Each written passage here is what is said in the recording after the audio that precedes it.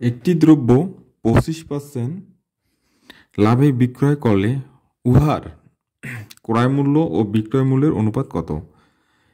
এখানে ক্রয় মূল্যটা দেওয়া নাই, তা আমরা ধরে নেব।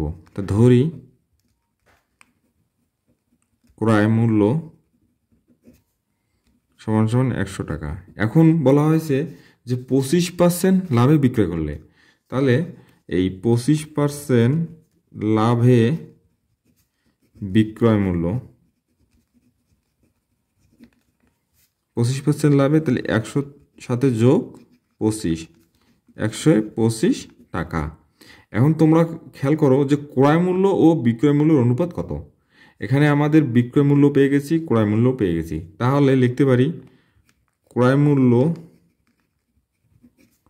অনুপাত বিক্রয় মূল্য।